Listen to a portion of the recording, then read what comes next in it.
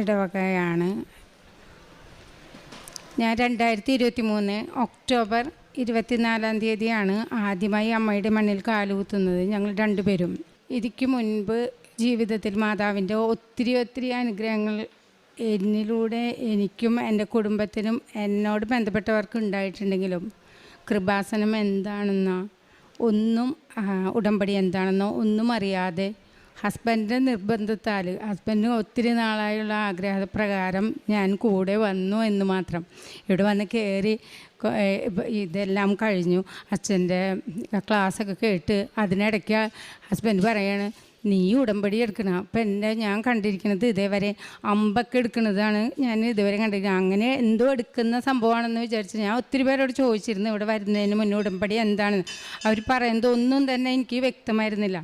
അപ്പം ഞാൻ അങ്ങനെ എന്തോ എടുക്കുന്നതെന്ന് ക്ലാസ് കേട്ട് കഴിഞ്ഞപ്പോൾ സംഭവങ്ങൾ തമ്പുരാൻ്റെ ഇഷ്ടപ്രകാരം ജീവിക്കണം, മാതാവിൻ്റെ പറയുന്ന പോലെ മാതാവ് എങ്ങനെ പെരുമാറിയോ എളിമയോട് കൂടി പെരുമാറിയോ അതുപോലെ തന്നെ. അപ്പം ഞാൻ എല്ലാവരോടും സ്നേഹത്തോടുകൂടി എല്ലാവരും പറയും, എത്ര ദേഷ്യമുള്ളവരോടും ഞാൻ സൗമ്യമായി തന്നെ പെരുമാറുള്ളൂ. പക്ഷേ ഇനി എന്താ പ്രത്യേകത എന്ന് എനിക്ക് ക്ലാസ്സിൽ നിന്നാണ് പിടിയിട്ടത്. അങ്ങനെ ഞാൻ ഉടമ്പടി എടുത്തു വന്ന് ഞങ്ങൾ പോയി. അപ്പോൾ ആ സമയത്ത് ഞങ്ങൾ വരാൻ തന്നെ കാരണം ഹസ്ബൻഡ് നിർബന്ധം ഇതിക്ക് മുന്നേ ഉണ്ടായിട്ടുണ്ടെങ്കിലും മകളുടെ പഠിപ്പും വിവാഹവും മകൻ്റെ +2 കഴിഞ്ഞ് അവന് ഹയർ സ്റ്റഡിക്ക് പോകണം. അങ്ങനെ ഫിനാൻഷ്യലായിട്ട് ഒത്തിരി ബുദ്ധിമുട്ടുന്ന സമയം. ഒരു വിധത്തിലും കൊറോണ സീസൺ വന്നോടൊരു ഒരു എഡ്യൂക്കേഷൻ സെൻറ്റർ നടത്തുമായിരുന്നു. 10-14 വർഷമായിട്ട് അത് സ്റ്റോപ്പായി. ഓൺലൈൻ ക്ലാസ് മാത്രം, അതും പറ്റാത്ത പോലെ, ഒറ്റയ്ക്കൊന്നും പറ്റില്ല. അപ്പോൾ അതേപോലെ മാനേജ് ചെയ്യാൻ ബുദ്ധിമുട്ട്, അതും സ്റ്റോപ്പായ പോലെ. എന്ത് ചെയ്യണമെന്നറിയാതെ വട്ടം കറങ്ങി നിൽക്കുന്ന സമയത്താണ് ഹസ്ബൻഡ് പിന്നെയും നിർബന്ധിച്ചിട്ട് ഞങ്ങളിവിടെ എത്തിയത്. അന്ന് മുതൽ എന്തച്ഛൻ പറഞ്ഞോ എന്താണ് കൃപാസനം ഉടമ്പടി എന്നറിഞ്ഞ നിമിഷം മുതൽ ഞാനാണ് ഉടമ്പടി എടുത്തതെങ്കിലും എൻ്റെ മാസ്റ്റർ എൻ്റെ ഹസ്ബൻഡായിരുന്നു. എല്ലാം എൻ്റെ ഒപ്പം ചെയ്ത് എനിക്ക് കാണിച്ചു തന്നു. ഞാൻ മറക്കുന്നത് ആൾ ഓർമ്മിപ്പിച്ച്. വെളുപ്പിന് എനിക്ക് മടിയാണ്, വെളുപ്പിന് 5:30 എനിക്ക് എഴുന്നേൽക്കാം. പക്ഷേ ആൾ 4 മണി 4:30 ആകുമ്പോഴേക്കും പ്രാർത്ഥന എഴുന്നേൽപ്പിക്കും. എല്ലാം ഞങ്ങൾ ഇതേപോലെ പള്ളിയിൽ പ്രാർത്ഥന കഴിഞ്ഞ് ഞങ്ങൾ രണ്ടാളോട് പള്ളിയിൽ പോവും, കുർബാന സ്വീകരിക്കും, കുമ്പസാരം, പിന്നെ ഇവിടെ നിന്ന് കിട്ടുന്ന പത്രം.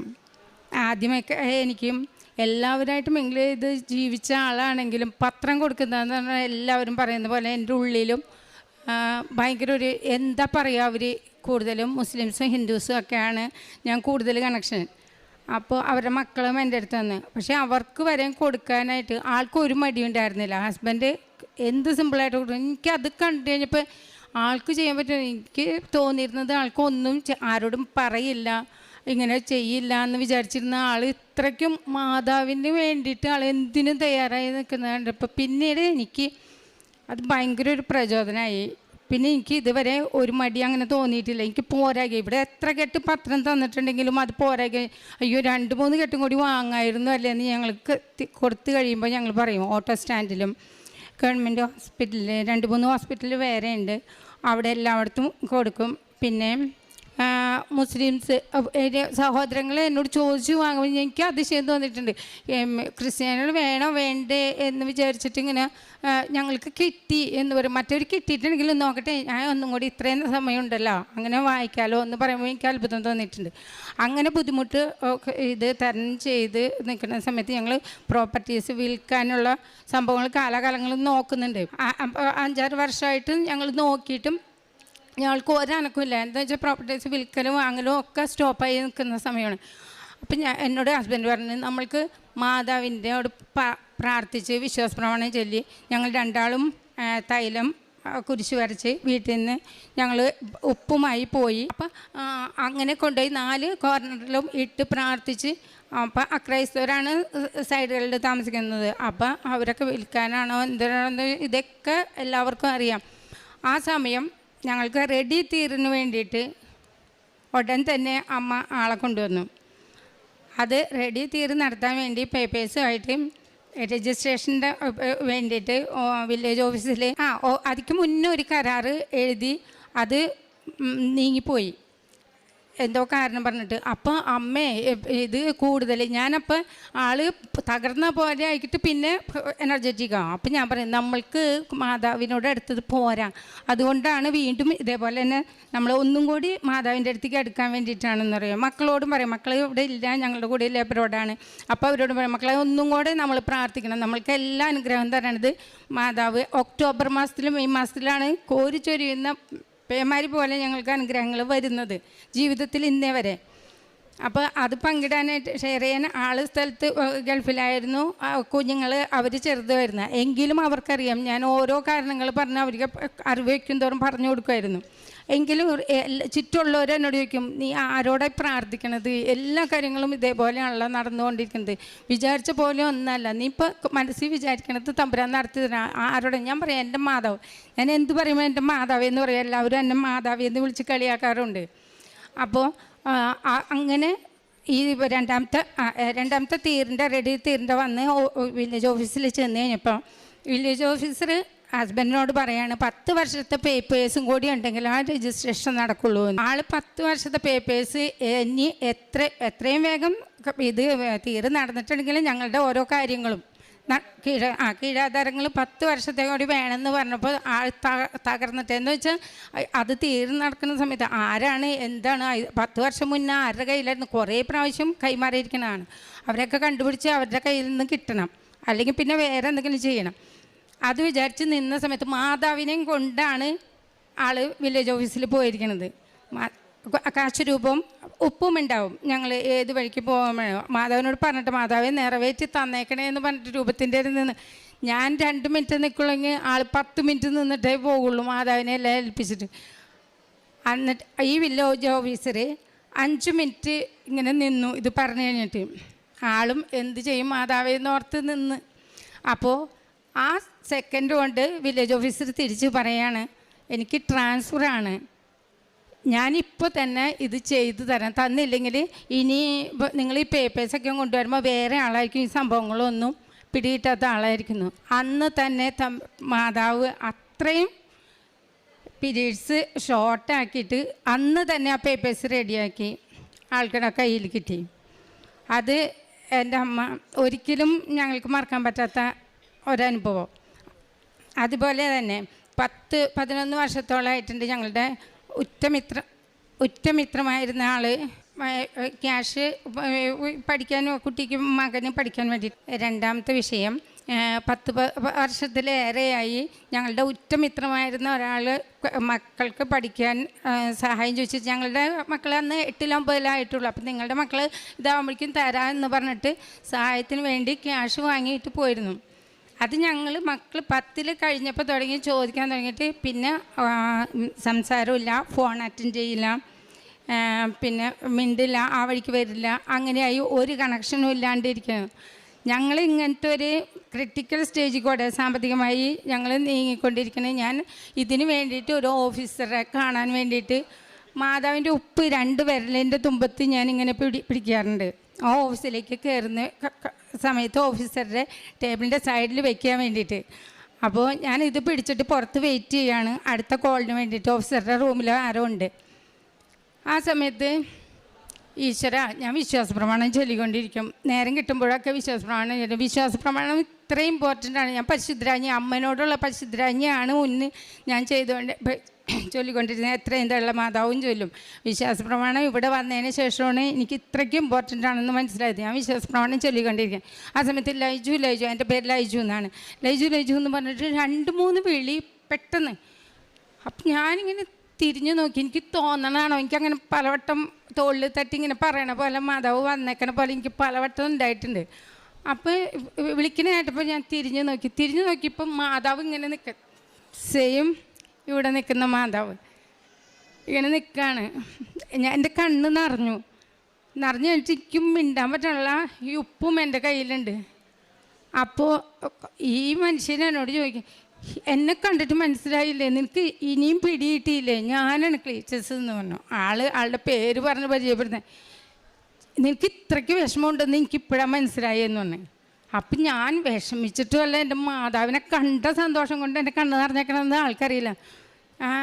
എന്താ നീ ഇങ്ങോട്ട് വന്നേന്ന് പറഞ്ഞിട്ട് ആൾ എഴുന്നേറ്റ് എൻ്റെ അടുത്തേക്ക് വന്നു. ആരെ പൈസ തരാനുള്ള ഒരാൾ എന്നെ വിളിച്ചിട്ട് എൻ്റെ അടുത്തേക്ക് വരാമെന്ന് പറഞ്ഞിട്ടുണ്ടെങ്കിൽ ഇന്നത്തെ കാലത്ത് പ്രതീക്ഷിക്കാൻ പറ്റാത്തതാണ്. അത് കോൾ അറ്റൻഡ് ചെയ്യുക ഒന്നും ചെയ്യാത്ത ആൾ.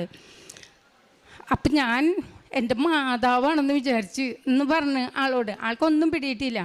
അത് ഇപ്പം എന്നോട് പറഞ്ഞു ഇത്രയ്ക്ക് വിഷമം ഉള്ള ഇതാണ് എന്തിയായിട്ട് നീ ഇവിടെ നിൽക്കണമെന്ന്. ഞാൻ പറഞ്ഞു ഇങ്ങനെ ഫിനാൻഷ്യലായിട്ട് ഭയങ്കര ബുദ്ധിമുട്ടാണ്. എടുത്ത വഴിക്ക് ആൾ പറയല്ല ഇത് വിഷമിക്കണ്ട, ഞാൻ നാളെ തന്നെ നിൻ്റെ അക്കൗണ്ടിൽ പൈസ ഇടാന്ന്. ഞാൻ വിശ്വസിച്ചില്ല, സത്യമായിട്ട് ഞാൻ വിശ്വസിച്ചില്ല. ഈ ഉപ്പ് എൻ്റെ കയ്യിലിരിക്കണ്ടെങ്കിലും ആൾ പറയണത് എന്താണെന്ന് വെച്ചാൽ അതിക്ക് മുന്നേ ഹസ്ബൻഡ് വിളിച്ചെടുക്കില്ലെങ്കിലും ഞാൻ വിളിക്കുമ്പോൾ 100 പ്രാവശ്യം വിളിക്കുമ്പോൾ 1 പ്രാവശ്യം പണ്ട് എടുത്തിട്ട് തരാട്ടാ, അല്ല ഇത് വിഷമിക്കണ്ട, നീ വിഷമിക്കണ്ട, ഞാൻ തരാട്ടാ, എന്നെ വിശ്വസിച്ചൂടെ എന്നൊക്കെ പറയും. ആ പറച്ചിൽ തന്നെ എനിക്ക് തോന്നിയത്. എങ്കിലും എൻ്റെ കണ്ണിൽ നിന്ന് ഇങ്ങനെ വെള്ളം വന്നുകൊണ്ടിരുന്നു. അപ്പോൾ ആൾ നീ വിഷമിക്കണ്ട, ആളുടെ ഇങ്ങനെ കിട്ടാത്ത വിഷമമാണെന്ന് വിചാരിച്ചിട്ട് ആൾ വീണ്ടും വീണ്ടും പറഞ്ഞു. സത്യം പറയട്ടെ, പിറ്റേ ദിവസം തന്നെ എന്നോട് പറഞ്ഞു 10-10:30 കഴിയും ഇട്ടാ അക്കൗണ്ടിൽ വരുമ്പോൾ നോക്കണേ, ഇട്ടപ്പോൾ തന്നെ ഞാൻ വിളിക്കാട്ടോ എന്നാണ്. 11 മണിയായപ്പോൾ കോള് വരാതെ ഇപ്പം ഞാനൊന്ന് വിളിച്ചപ്പോൾ എന്നോട് പറഞ്ഞു ഇപ്പം ഇട്ടിട്ടുണ്ട്, ഇത്തിരി നേരം വൈകിപ്പോയി എന്ന് പറഞ്ഞു. അങ്ങനെ തന്നെ ഞാൻ ബാങ്കിലേക്ക് വിളിച്ച് ഇത് ബാലൻസ് നോക്കിയപ്പോൾ കയറിയിട്ടുണ്ട്. അപ്പം ഞാൻ ആ കണ്ണ് നിറഞ്ഞ് മാതാവിനെ കണ്ട നിമിഷം ഞാൻ മാതാവിനോട് മാതാവേ എന്തെങ്കിലും എൻ്റെ കയ്യിൽ കിട്ടണമെങ്കിൽ അത് അമ്മയ്ക്കും കൂടി അവകാശപ്പെട്ടാണ്, അമ്മയ്ക്ക് ഞാൻ ആ ഓഹരിയും കൊണ്ട് വരും ഞാനാളും കൂടി എന്ന് പറഞ്ഞ് ഞങ്ങൾ ആ ദിവസങ്ങളിൽ തന്നെ ഇവിടെ വന്നിരുന്നു അമ്മയ്ക്കുള്ള കാണിക്കയായിട്ട്. അങ്ങനെ ആ കിട്ടാക്കടം എന്ന് പറഞ്ഞത് വർഷങ്ങളായിട്ടുള്ള കിട്ടാക്കടം ഒറ്റ ദിവസം കൊണ്ട് ഞങ്ങളുടെ കയ്യിൽ വന്നു തീർത്തില്ല. പിന്നെ അത് കഴിഞ്ഞിട്ട് ഞങ്ങൾ ഇവിടെ വന്ന് ഞാൻ ഉടമ്പടി പുതുക്കി. ഹസ്ബൻഡ് ഉടമ്പടി എടുത്തിരുന്നില്ല, എങ്കിലും ഉടമ്പടിയിൽ അപ്പുറം കടന്നുള്ള പ്രാർത്ഥനകളായിരുന്നു. ബൈബിൾ വായന ഫുൾ ടൈം ബൈബിൾ വായന സമയം കിട്ടുമ്പോഴൊക്കെ. അപ്പം ഞാൻ ജോലിക്ക് പോകുമ്പോഴും ആൾ ഒറ്റയ്ക്കാവുമ്പോൾ ഞാൻ ആഴ്ചയിൽ മാസത്തിലൊക്കെ വരുമ്പോഴും എനിക്ക് ഡൗട്ടുണ്ടാവും. ആൾ ഒറ്റയ്ക്ക് ഈ പ്രയറൊക്കെ പ്രാർത്ഥനയൊക്കെ കുടുംബ പ്രാർത്ഥന എന്ന് പറഞ്ഞത് ഞങ്ങളുടെ ജീവിതത്തിൽ ഇന്നേ വരെ എന്ത് ബുദ്ധിമുട്ടുണ്ടായിട്ടുണ്ടെങ്കിലും എന്ത് പരിപാടികളുണ്ടായിട്ടുണ്ടെങ്കിൽ ഞങ്ങൾ മുടക്കാറില്ല. സ്റ്റഡി സെൻറ്റർ ഉണ്ടായിരുന്നപ്പോൾ 11:30 പൂട്ടി, നൈറ്റ് ക്ലാസ് ഉണ്ടാകുമ്പോൾ 10:30-11 മണി അത് പൂട്ടി വന്നിട്ടും ഞങ്ങൾ പ്രാർത്ഥന എത്തിച്ചിട്ട് ബാക്കി എന്തും ചെയ്യാറുള്ളൂ. അപ്പോൾ അത് അങ്ങനെ ചെയ്തിട്ട് ഇപ്പോൾ ആളും അന്ന് വന്ന് ഞാൻ പുതുക്കി ആൾ പുതിയ ഉടമ്പടി എടുത്തു. അതിക്ക് മുന്നേ ഞങ്ങൾ 3 പ്രാവശ്യം ഞങ്ങൾക്ക് നാട്ടിൽ നിന്നിട്ടുണ്ടെങ്കിൽ സെൻറ്ററും ഇല്ല ഒന്നുമില്ല. മക്കൾക്ക് പഠിക്കണം, ഫീസ് അടയ്ക്കണം, മോൻ പോയിട്ടേ ഉള്ളൂ, പഠിക്കാൻ തുടങ്ങിയിട്ടുള്ളൂ. അപ്പം ഞങ്ങൾ പുറത്തേക്കുള്ള ജോബ് വിസയ്ക്ക് വേണ്ടി ട്രൈ ചെയ്തു. പക്ഷേ പല പ്രശ്നങ്ങളായിരുന്നു. ഏജ് ഓവറായത് മാത്രമല്ല ആളുടെ ബർത്ത് സർട്ടിഫിക്കറ്റ് പോലും ഇല്ല. അപ്പോൾ കാലാകാലങ്ങളായിട്ട് ഗൾഫിലായിരുന്നു. അത് വെച്ചിട്ട് ഞങ്ങൾ എങ്ങനെ ചെയ്തിട്ടും 3 പ്രാവശ്യം റിജക്റ്റായി. അപ്പോഴും ഞാൻ എൻ്റെ മാതാവ് വേറെ എന്തെങ്കിലും ആയിരിക്കും. അപ്പോൾ പല സിസ്റ്റേഴ്സും ഓരോ ഗവൺമെൻറ്റിൽ സെൻറ്റർ ഇടാം, നമ്മൾക്ക് ചെയ്ത് തരാം എന്നൊക്കെ പറഞ്ഞിട്ട് വിളിക്കാൻ തുടങ്ങി.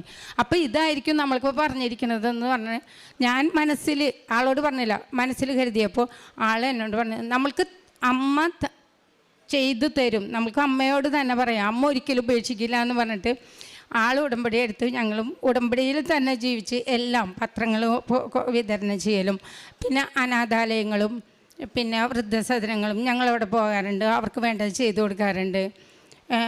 അത് ഫുഡ് വീട്ടിൽ നിന്ന് തയ്യാറാക്കി കൊണ്ടുപോയി എല്ലാവർക്കും അവരുടെ ഒപ്പം ഞങ്ങളും ഇരുന്ന് കഴിച്ച് എല്ലാം ക്ലീൻ ചെയ്തിട്ടേ പോരാറുള്ളൂ. അപ്പോൾ അങ്ങനെ ഇത് ഞങ്ങൾ വീണ്ടും ഉടമ്പടി എടുത്ത് ഉടമ്പടിയിലായിരുന്നു വിസയ്ക്ക് കൊടുത്തു. VFC ചെന്നു. അവിടെ ഒരു യങ് മെയിൽ സ്റ്റാഫായിരുന്നു. അതേവരെ എല്ലാവരെയും ഇത് ചെക്ക് ചെയ്തിരുന്നതും പേപ്പേഴ്സ് നോക്കിയിരുന്നതും. ഞങ്ങൾ കയറി അവിടെ മുന്നിൽ ചെന്നിരുന്നപ്പോൾ ഈ മെയിൽ സ്റ്റാഫ് എഴുന്നേറ്റ് പോയി. എടുത്ത വഴി എൻ്റെ ഹസ്ബൻഡ് എന്നോട് പറയും മാതാവാണ് വന്നിരിക്കുന്നതെന്ന് പറഞ്ഞു. എനിക്കറിയില്ല, എനിക്ക് പെട്ടെന്ന് സങ്കടം വരും. എൻ്റെ കണ്ണ് നിറഞ്ഞെങ്കിലും ഞാൻ പെട്ടെന്ന് അവരുടെ മുന്നിലൊന്നും അങ്ങനെ കാണിക്കരുത്, നല്ല സ്റ്റഡി ആയിട്ടിരിക്കണമെന്നൊക്കെ എന്നെ പറഞ്ഞു വിട്ടേ. അപ്പം ഞാൻ ഓക്കെ എന്ന് പറഞ്ഞു. അപ്പോഴും എൻ്റെ ഉള്ളിൽ ഭയങ്കര ഡൗട്ടായിരുന്നു. അപ്പോൾ സിമ്പിളായിട്ട് ചോദിച്ച് ചിരിച്ച് കളിച്ചെന്ന് പറഞ്ഞോണം വെള്ളം കുടിക്കുക. അവർ വേറെ ഒന്നും ചോദിച്ചില്ല. അതേപോലെ തന്നെ ആളുടെയും ഞങ്ങൾക്ക് 15 ദിവസത്തിനുള്ളിൽ ഇപ്പം ഞങ്ങൾക്ക് 2 ആൾക്കും വിസ അടിച്ചു വന്നു. മാതാവിൻ്റെ അനുഗ്രഹം കൊണ്ട് ഒന്നു മാത്രമാണ്, കൃപ കൊണ്ട് മാത്രമാണ്. ഞങ്ങൾക്ക് യാതൊരു യോഗ്യതയും ഇല്ല എന്ന് ഞങ്ങൾക്കറിയാം. അപ്പോൾ ആളുടെ ഏജ് 7 വർഷം കൂടിയാണ് സർട്ടിഫിക്കറ്റിൽ കിടക്കുന്നത്, പാസ്പോർട്ടിൽ, മുന്നത്തെ പാസ്പോർട്ടിൽ കിടക്കുന്നത്. അത്രയും ഡിഫറൻസ് ഉണ്ട്. എന്നിട്ട് പോലും ഞങ്ങളെ നിരസിച്ചില്ല അമ്മ. അപ്പോൾ ഞങ്ങൾ ഈ 20-ാം തീയതി ആവുമ്പോഴേക്കും ഞങ്ങൾക്ക് ഓക്കെ ആവും സംഭവങ്ങൾ. അപ്പം അമ്മ അത്ര ഇതിലും ഒത്തിരി അനുഗ്രഹങ്ങൾ തന്നിട്ടുണ്ട്. പിന്നെ എൻ്റെ അടുത്ത് ഉണ്ടായിരുന്ന പിള്ളേരുകളും ടീച്ചേഴ്സും മതക്കാരാണെങ്കിലും എല്ലാ സ്കൂളുകളിൽ നിന്നും റിജക്റ്റ് ചെയ്തിട്ട് നിങ്ങൾ കാരണം കൊണ്ട് 100% പോകും എന്ന് പറഞ്ഞിട്ട് എക്സാം എഴുതണ്ട എന്ന് പറഞ്ഞ് വിട്ടിരിക്കുന്ന പല മക്കളെയും അമ്മമാർ കരഞ്ഞിട്ട് എൻ്റെ അടുത്ത് കൊണ്ടുവന്നിട്ടുണ്ട്. എൻ്റെ കഴിവുകൊണ്ടല്ല, ഞാൻ അവരോട് എപ്പോഴും പറയും, ഒരു സ്കൂളുകാരും നിങ്ങൾ വെല്ലുവിളിക്കണ പോലെ ഒരിക്കലും പറയരുത്. എൻ്റെ അവിടെ തന്നെ ഈ മക്കളെ എക്സാം എഴുതാൻ പോകുന്ന സമയത്ത് ഞാൻ ചെയ്യണ കണ്ട് എൻ്റെ ഉള്ള ഹിന്ദു ടീച്ചേഴ്സും മുസ്ലിം ടീച്ചേഴ്സും ചെയ്യാറുണ്ട്. ഒരു തിരുഹൃദയത്തിൻ്റെയും ഒരു മാതാവിനെയും ഞാൻ അവിടെ വെച്ചിട്ടുണ്ട്. മാതാവിനോട് ഞാൻ പറയും, ആരും കേൾക്കാറില്ല, ഞാൻ മാത്രമുള്ളപ്പോൾ പിള്ളേരുകളെ എക്സാമിൻ്റെ സമയത്ത് എൻ്റെ അടുത്ത് വന്ന് യാത്ര പറഞ്ഞ് ഇറങ്ങുമ്പോൾ ഞാൻ പറയും, മാതാവേ അവരെയൊക്കെ ആക്കണേ. എന്താണ് അവരുടെ മാതാപിതാക്കൾ അത് വിചാരിച്ചിട്ട് അവരെ മാത്രം പ്രതീക്ഷിച്ചിട്ടാണ് എൻ്റെ അടുത്ത് വിട്ടിരിക്കുന്നത്. അവരെ എന്നും കാത്തുകൊള്ളണേ എന്ന് പറഞ്ഞിട്ട് ഒരു മക്കൾക്ക് പോലും തിരിച്ച് ട്യൂഷൻ എന്ന് പറഞ്ഞുകൊണ്ട് അവർ ഫെയിൽഡായിട്ട് തിരിച്ച് കയറി വന്നിട്ടില്ല. അത് നമ്മളുടെ ഇതുകൊണ്ടല്ല, മാതാവിൻ്റെ ഒറ്റ സഹായം കൊണ്ട് മാത്രമാണ്. അപ്പോൾ ഒത്തിരി അങ്ങനത്തെ അനുഗ്രഹങ്ങൾ ഞങ്ങൾക്ക് ഉണ്ടായിട്ടുണ്ട്. ഇനിയും മാതാവ് ഞങ്ങളെപ്പോലുള്ള എല്ലാ മക്കൾക്കും കൂട്ടായിരിക്കണേ എന്ന്